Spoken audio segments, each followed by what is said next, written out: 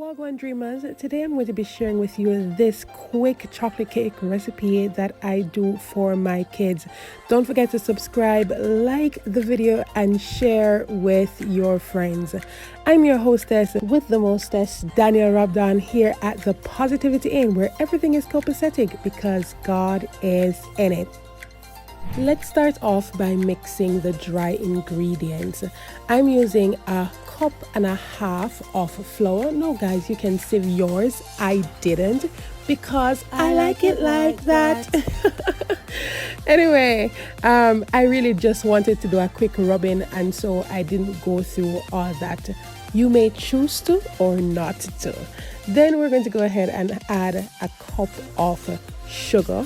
I'm using some granulated sugar, and I'll also be adding 3 tablespoons of hot chocolate.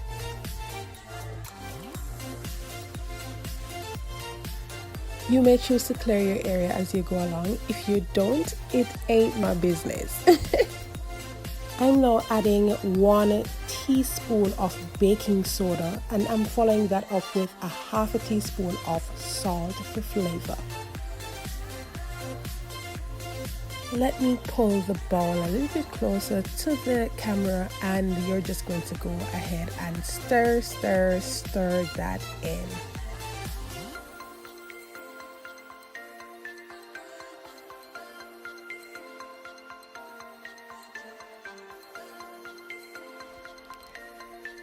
Now, if you are a lover of spices, you can choose to add a dash of mixed spice as I'm doing here. Remember, it is optional.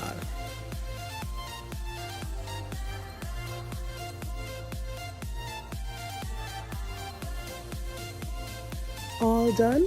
Go ahead and push that aside. Clear your area if it got a bit messy, and we're going to start working on our wet ingredients. I went ahead and did some pre-measuring. So what we have here, half a cup of whole milk, 2 eggs and some warm water. For the whole milk, you can use buttermilk. I have none, so I'll be using some lemon to add to the milk to get that kind of texture that I am desiring. I'm using a whole lemon. Be sure to try as best as you can to take out the seeds, but if it gets away in it, listen, it won't harm.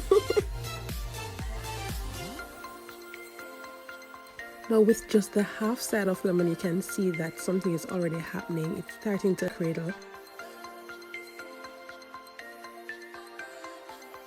Now I'm going to add the other side of the lemon, and then we're going to allow it to sit for a while and continue with the other wet ingredients.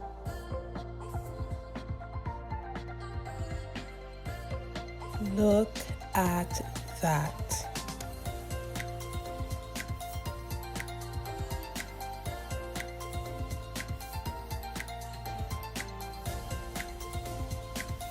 I'm going to go ahead and skip over the eggs, and I'm going to go to the warm water. Now I'm going to be adding some instant coffee. I'm using Mountain Peak because you know girl is a Jamaican. Me a yaddy yaddy, hey. Yaddy yaddy, yard flex.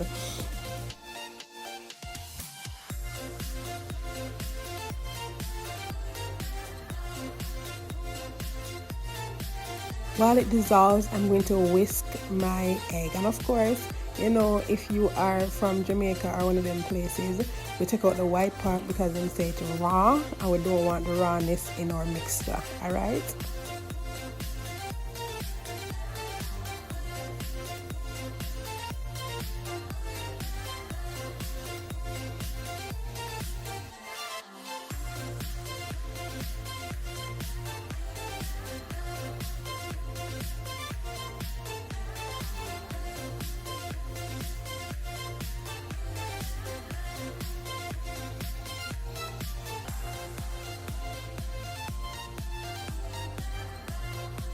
We're going to now go ahead and add everything in a bowl.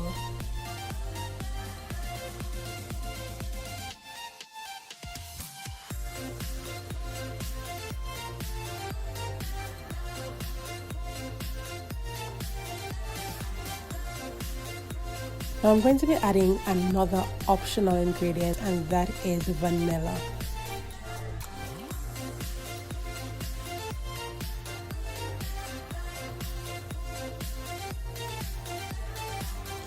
Then we're going to add the last ingredient, and that is vegetable oil. I'm going to be using 2 tablespoons.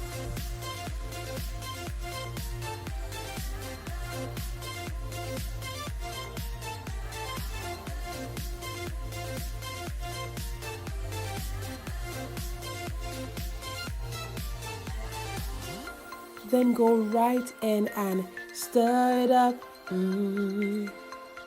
The wet ingredients, stir it up. Woo! Tune!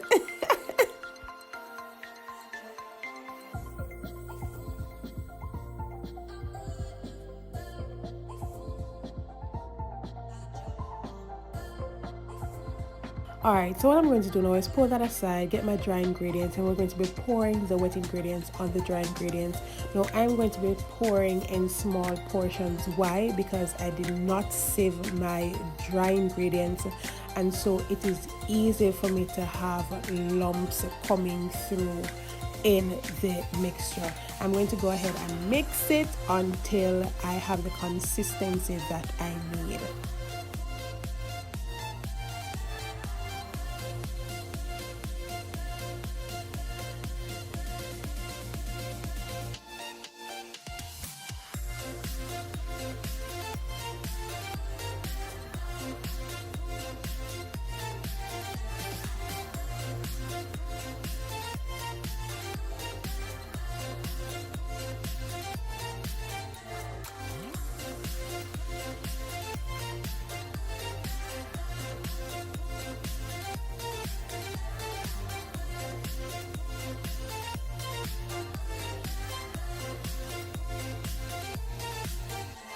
I've finally achieved my desired consistency, so I'm going to go ahead and prepare my pan.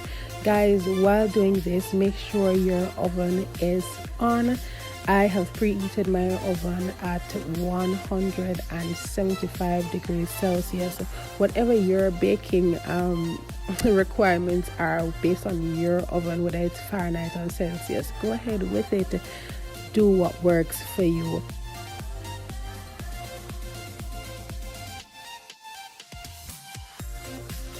Always remember to grease your pan. Please do not just add the mixture to the container. It's going to be burnt, and it could burn badly.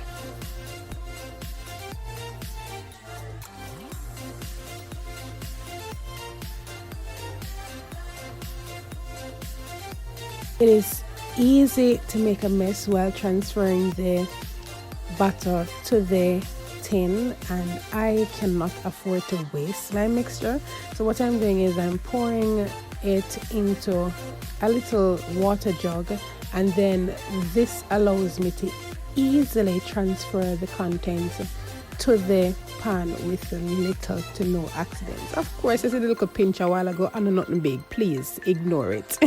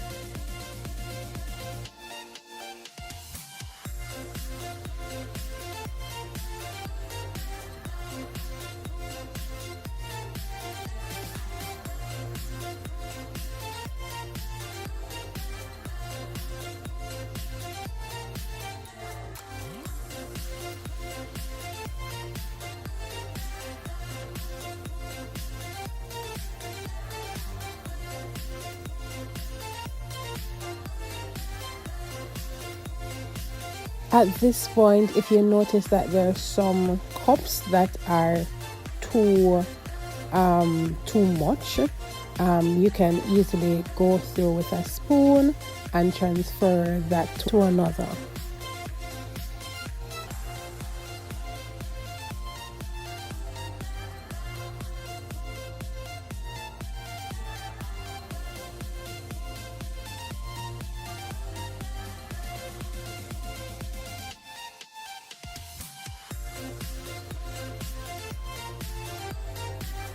Clean those drippings that came as a result of the transfer, and if you have contents left, guys, in your little jug, you can easily place it into a smaller pan rather than trying to cram everything in the tin here.